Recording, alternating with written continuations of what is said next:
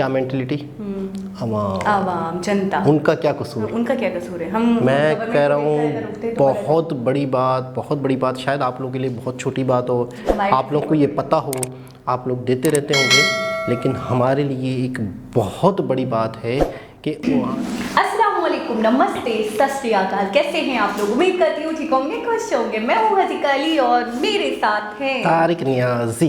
अस्सलामुअलैकुम, नमस्ते सत्यकाल। उम्मीद करता हूँ ठीक होंगे, खुश होंगे। दोस्तों, जहाँ रहें खुश रहें, माँ बाप का ख्याल करें। माँ बाप हैं तो सब कुछ है। आज की हमारी वीडियो है बहुत ही इंटरेस्टिंग, बहुत ही रिक्वेस्टेड। सो स्टार्ट करते हैं अपनी वीडियो को। Let's start. ओके गाइस, तो वीडियो का टाइटल है budget 2022 highlights and analysis, crypto tax, income tax. So start करते हैं वीडियो।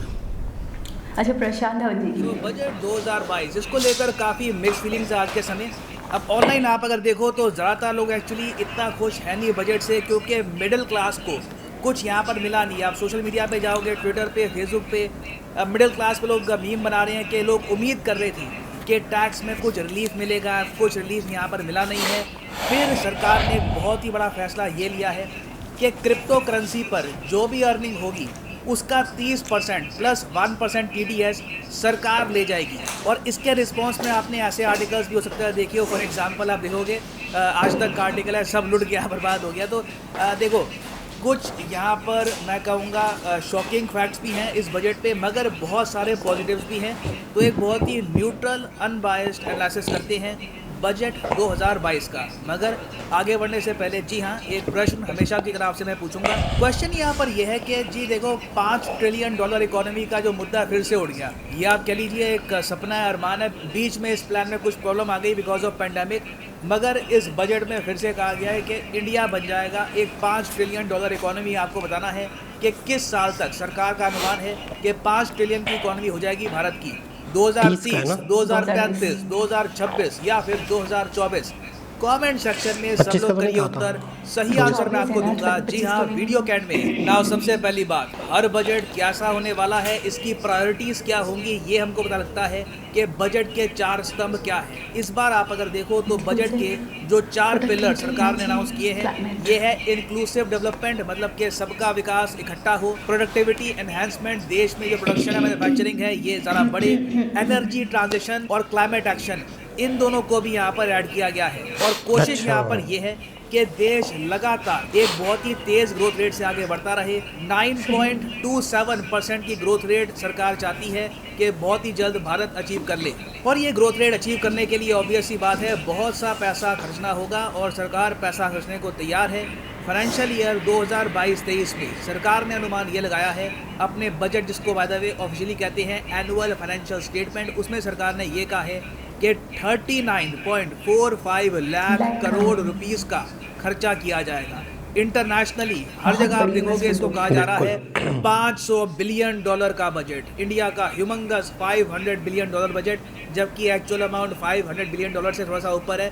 527-30 के आसपास का ये अमाउंट है एक्चुअली में। इंडिया का जो ये कोलोसल बजट है, इसकी जो प्रायोरिटी सरकार ने रखी है वो ये है कि लॉन्ग टर्म ग्रोथ पे हम फोकस करेंगे। एक बार को अभी के लिए मिडिल क्लास को, देश के गरीब वर्ग को कुछ हम स्पेशल अभी के लिए नहीं दे रहे, कुछ उनके लिए स्पेशल स्कीम्स वगैरह अभी हम रोल आउट नहीं कर रहे, मगर टाइम ऐसा है कि हमको लॉन्ग टर्म ग्रोथ में फोकस करना होगा, क्योंकि बीच में कोविड की वजह से ग्रोथ हमारी बहुत ज़्यादा ख़राब हो गई थी। अब यहाँ पे आप कहोगे अच्छा, जो ये अमाउंट है लगभग 40 लाख करोड़ रुपए का, इतना पैसा सरकार के पास है कि सीधा हम खर्च रहे हैं? तो इसका आंसर है नहीं, ऑब्वियस सी बात है। तभी फिस्कल डेफिसिट यहाँ पे खड़ा हुआ है। फिस्कल डेफिसिट मतलब कि आपका जब रेवेन्यू एक्सपेंडिचर में फ़र्क हो तो फिस्कल डेफिसिट आपका आ जाएगा। और फिस्कल डेफिसिट सरकार यहाँ पे मान के चल रही है कि 6.4% यहाँ पर रहने वाला है। देखो, मैं यहाँ पर ये कहूँगा कि करंट गवर्नमेंट ने फिस्कल डेफिसिट में वैसे ठीक ठाक काम किया था, ये लोग महंगाई को भी कंट्रोल करके रख रहे हैं, मगर कोविड ने सारा जो ये आप कह लीजिए जो भी मेहनत करी थी, जो भी तपस्या थी, सब बिगाड़ दी। आप अगर देखो फाइनेंशियल ईयर 2014 से लेकर 2020 तक हमेशा फिस्कल डेफिसिट हमारा 5% से नीचे रहा है। अचानक से कोविड आ गया, सब तहस नहस कर दिया, फिस्कल डेफिसिट की पूरी एवरेज खराब हो गई है। अब धीरे धीरे हम कोशिश कर रहे हैं कि वापस इसको 6%, 5% के आसपास लाया जाए। और एक बहुत ही इंटरेस्टिंग बात मैं आपको ये बता रहा हूँ, जो ये खर्चा करेगी सरकार 39.45 लाख करोड़ रुपीस का, इसके कंपैरिजन में जो टोटल रिसीप्ट सरकार के पास है, मतलब कि टैक्स से पैसा या और जगह से अर्निंग हुई सरकार की, कई कंपनीज उन्होंने अर्न किया सरकार के लिए, वो सब आप अगर जोड़ दो तो लगभग 23 लाख करोड़ का अमाउंट बनता है। बाकी का जो बहुत सारा अमाउंट है करीब 15 लाख करोड़ का, इसके लिए सरकार उधार उठाएगी, बॉन्ड्स इशू करेगी। मैं पहले ही कह चुका हूँ, पुराने हमारे बहुत सारे बॉन्ड खत्म हो रहे हैं, 10-10 साल पुराने जो हमने शुरू किए थे। अभी ये जो दौर है 2022-23 का, बहुत सारे बॉन्ड्स, बिलियंस ऑफ डॉलर्स के बॉन्ड सरकार इशू करेगी।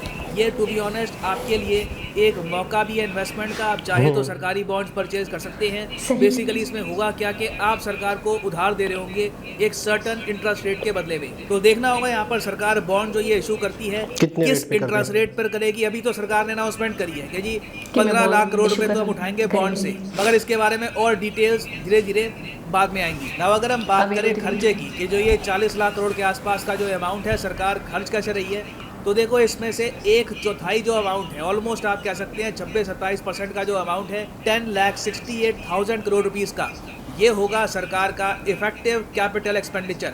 कैपिटल एक्सपेंडिचर होता है जब सरकार खर्चती है इंफ्रास्ट्रक्चर पे, बिल्डिंग्स पर, हॉस्पिटल्स पर, सड़कों पर, मशीनरी पर। तो ये एक बहुत ही अच्छा साइन देखा जा रहा है। कई जगह आपको दिखेगा ये लिखा होगा कि कैपिटल एक्सपेंडिचर कुछ 7.5 लाख करोड़ के आसपास का है।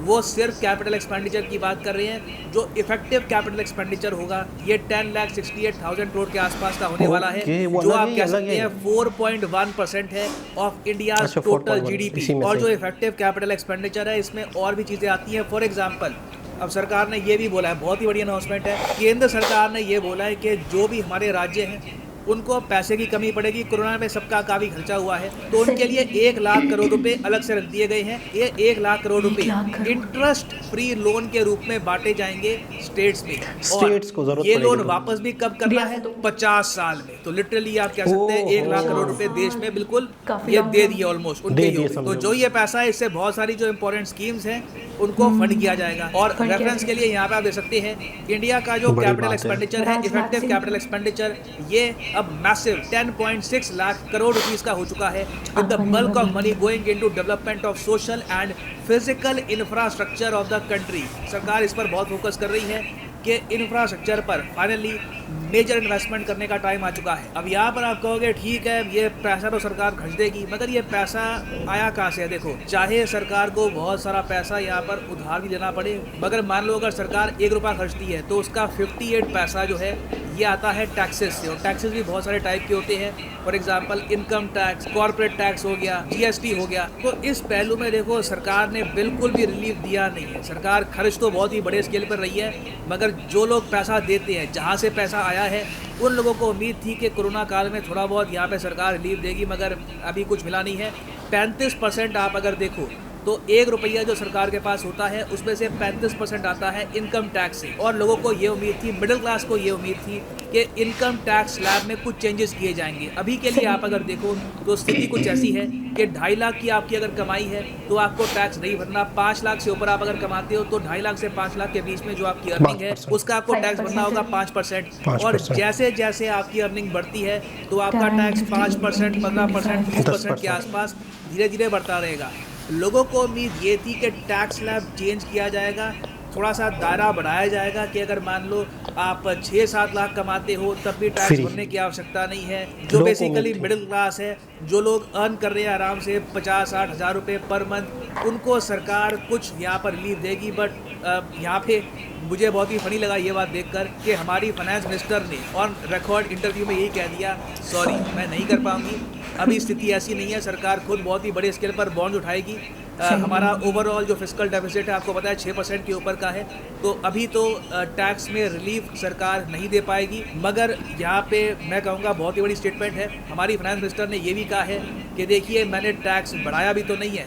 अब देखो ये जो स्टेटमेंट है थोड़ी सी गोलमोल है, क्योंकि ठीक है इनकम पे टैक्स तो नहीं बढ़ाया। रिसेंटली देखा गया है कि इंडिया में इवन जो मिडिल क्लास है वहाँ पर कई लोगों ने, चाहे छोटा अमाउंट भी क्यों ना हो, 1 लाख 2 लाख रुपए क्रिप्टो करेंसी में पैसा लगाया था और कुछ लोगों ने पैसा यहाँ पर कमाया भी है। अब सरकार यहाँ पर ये कह रही है कि क्रिप्टो करेंसी में जो भी आपने पैसा कमाया हो उसका 30% सरकार लेके जाएगी। ये अपने आप में अच्छा। एक मैसिव स्टेटमेंट है। आप इमेजिन बड़ा। कर सकते हैं कि जिन लोगों ने क्रिप्टो में Crypto इन्वेस्टमेंट कर assets। रखी हो, बाय द वे पर्सनली मैंने कभी भी क्रिप्टो में इन्वेस्टमेंट नहीं करी। हाँ, मेरे कई दोस्त हैं, उन्होंने बोला है कि इस डिसीजन से उनको काफ़ी बड़ा झटका लगा है, उनके प्रॉफिट्स बहुत बड़ा। ऑलमोस्ट गायब ही हो गए हैं। क्योंकि अगर आप मान के चलो एक आदमी ने बिटकॉइन में कुछ 1 लाख रुपए डाले थे, उस 1 लाख रुपए के मान के चलो आप 2 लाख के आसपास हो गए हैं, तो उसको अपने प्रॉफिट का 30,000 रुपए सीधा सरकार को देना होगा यहाँ पे। तो ओवरऑल उसके लिए काफ़ी बैड न्यूज़ है। और ये तो खैर एक बहुत ही रेयर केस है जिसके पैसे डबल हुए हैं। ज़्यादातर लोग आप अगर देखो उनके पैसे डूबे ही हैं क्रिप्टो करेंसी में। रिसेंटली जिस तरीके से सेंट्रल एशियन कंट्रीज़ में काफ़ी अस्थिरता बन गई थी, तो उसके बाद हमने देखा है कि क्रिप्टो प्राइसेस लगातार क्रैश कर गए हैं। कई लोग ऑलरेडी लॉसेस में हैं और अब सरकार ने ये कह दिया है कि कल को तुम्हारे लॉसेस प्रॉफिट में कन्वर्ट होती है तो उसका भी 30% सरकार लेगी। तो बेसिकली अच्छा। यहाँ पर एक्सपर्ट्स क्लियरली ये कह रहे हैं कि सरकार ये चाहती है मना कि कर रही क्रिप्टो है करेंसी की तरफ लोग invest लोगों ना का जो करें। आकर्षण है ये कम हो, लोग वापस कम लौटे हो, स्टॉक investors। मार्केट की मैं ये कहने वाला तरफ। था। अगर लोगों को इन्वेस्टमेंट करनी है तो म्यूचुअल फंड्स है, बॉन्ड्स है, गोल्ड है, वहाँ पे पैसा डालो। क्रिप्टो में पैसा डालोगे तो सरकार उसका बहुत ही बड़ा शेयर खुद अपने पास रखेगी। अब एक इंटरेस्टिंग बात मैं आपको ये बताता हूँ। आपने कहावत सुनी होगी, glass is half full half empty. Glass में आधा पानी है, ग्लास आधा खाली है। ये बस आपके दृष्टिकोण पे डिपेंड करता है। अब इंडिया में हम लोग 30% को लेकर काफ़ी कंप्लेन कर रहे हैं, मगर इंटरनेशनली जो इन्वेस्टर्स हैं, जो बड़ी कंपनीज हैं, वो कह रही है तो बहुत अच्छी न्यूज़ है।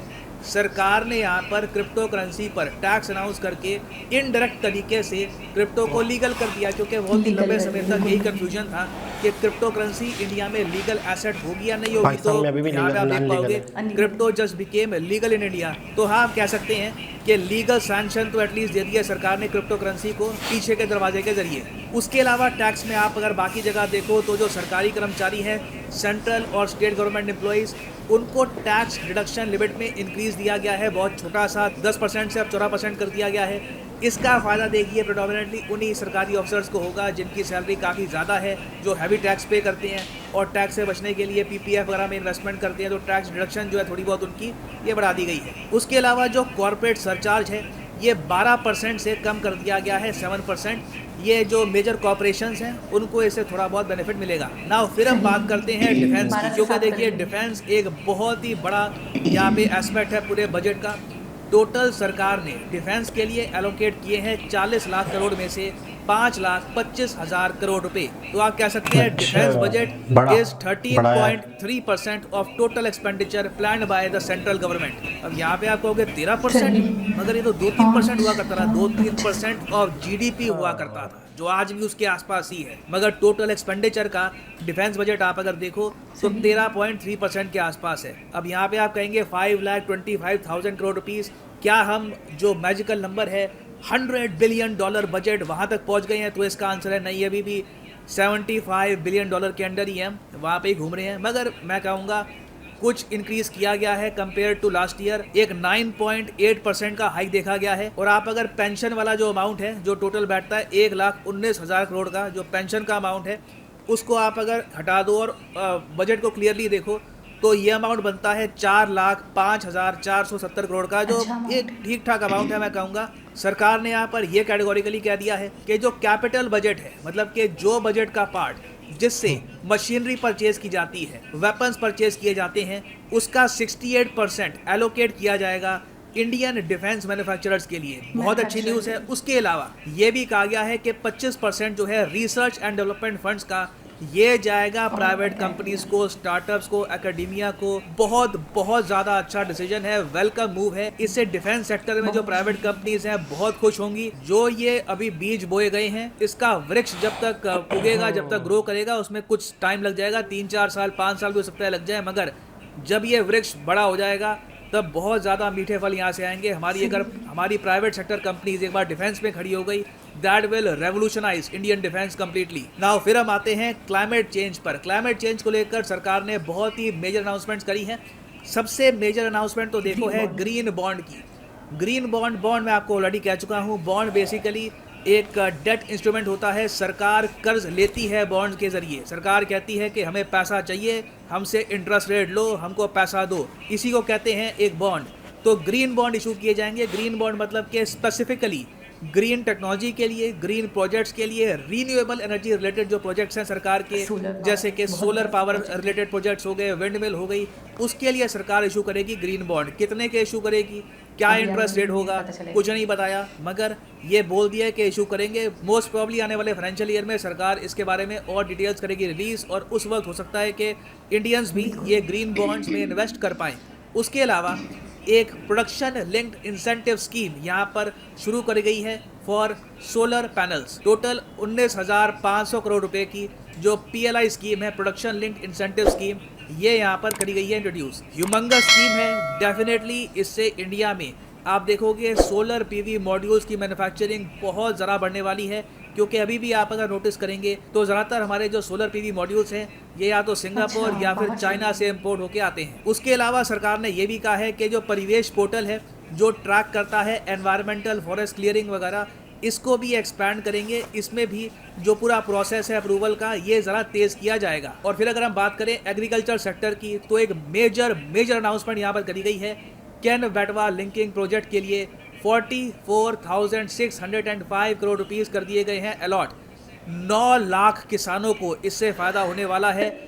एक ह्यूमंगस प्रोजेक्ट होगा अपने आप में, इससे ड्रिंकिंग वाटर मिलेगा। 62 लाख लोगों को पावर जनरेट हम कर पाएंगे। हम यहाँ पर हाइड्रो पावर जनरेट कर पाएंगे 103 मेगावाट की, सोलर पावर भी यहाँ पर जनरेट करेंगे 27 मेगावाट की। और इसमें बेसिकली होगा क्या कि यमुना नदी की जो 2 ट्रिब्यूटरीज हैं, केन रिवर और बेटवा रिवर, इनके पानी को मिलाया जाएगा और एक बहुत ही लंबा 221 किलोमीटर का केनाल यहाँ पर बिल्ड किया जाएगा। एक ह्यूमंगस प्रोजेक्ट है ये।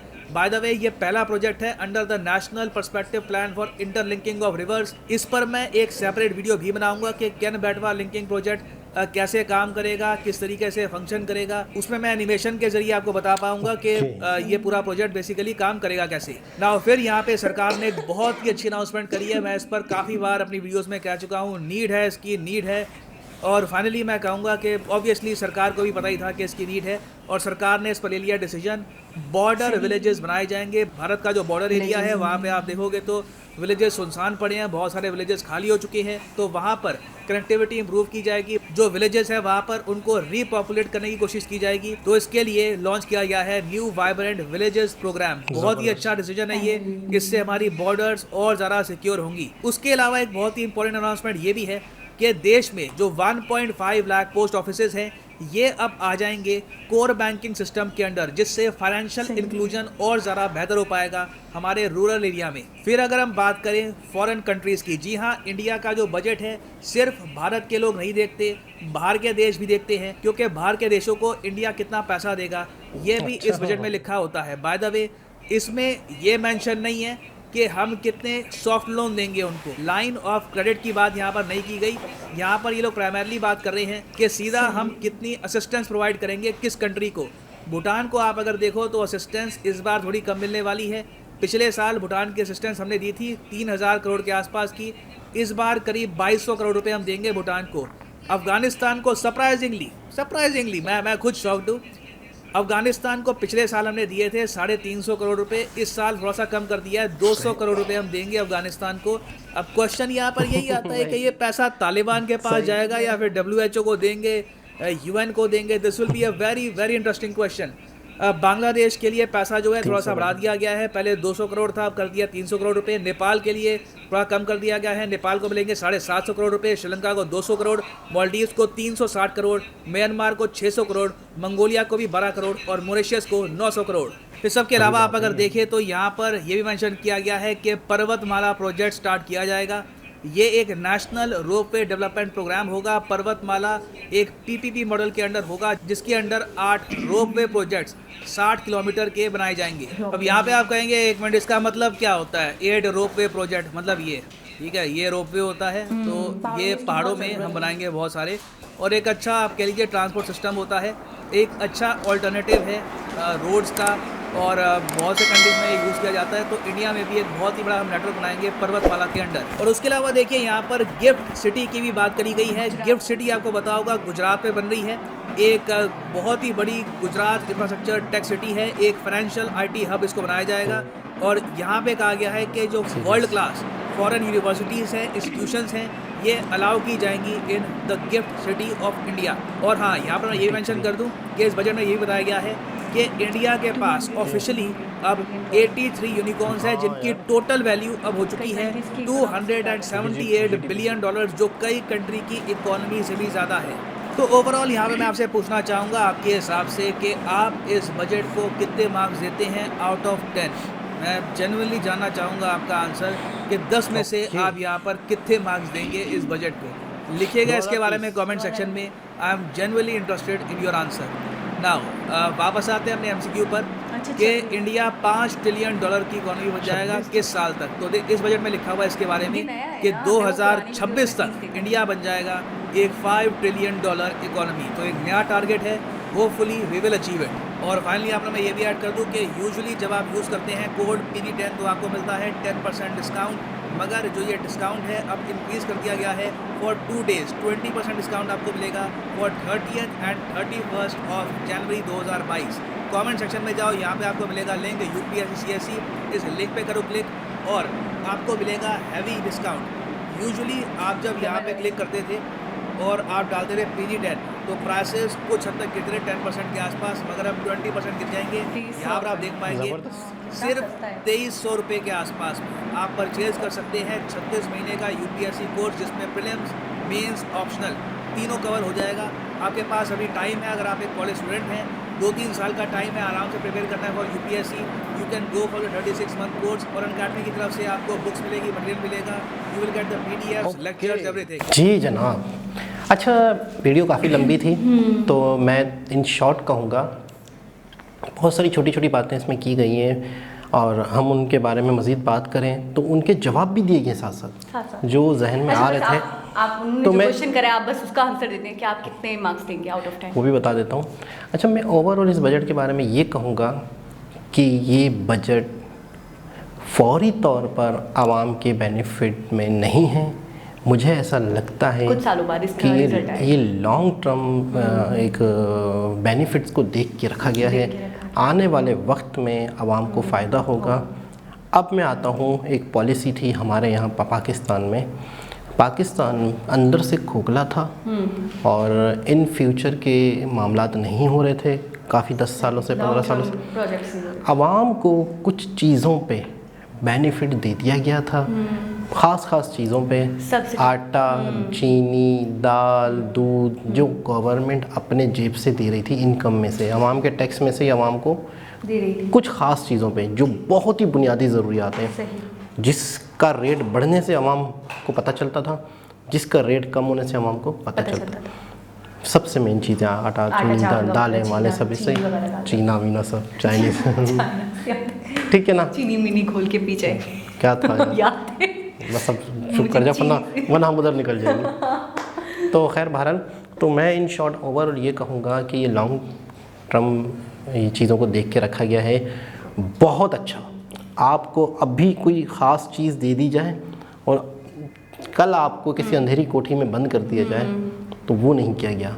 आपको अभी तो बहुत चीज़ें दे दी जाएं, आप खुश हो गए बच्चे की तरह, बाद में आपको उसकी सज़ा दी जाए। अच्छा, मुझे सबसे अच्छा ये लगा डिफेंस के लिए जो उन्होंने 13% GDP का 2 से 3% उन्होंने कहा, लेकिन ओवरऑल जो डिफेंस का बनता है वो 13 पॉइंट समथिंग है। तो और दूसरी बात ये स्टार्टअप्स, प्राइवेट सेक्टर्स जो मैन्युफैक्चरर होंगे वो उनको फेवर करेंगे और बहुत बेटर रहेगा। वही कह रहे हैं कि अभी तो फील नहीं होगा इस चीज़ का, लेकिन 4 साल 5 साल के बाद इसके बेनिफिट्स, इसके रिजल्ट्स, इसका आउटपुट आएगा जो बहुत बेहतरीन होगा। बिल्कुल। अच्छा, ये चीज़ मुझे बहुत अच्छी लगी ओवरऑल मुझे भी बजट देखने के बाद, क्योंकि उन्होंने बोला कि टैक्सेस में हमने कम नहीं करे तो बढ़ाए भी तो नहीं है ना, बढ़ाए भी नहीं है, वरना हर साल बढ़ते हैं। तो ये चीज़ मुझे अच्छी लगी। अच्छा, टैक्सेस मैंने देखा बड़े मुनासिब हैं।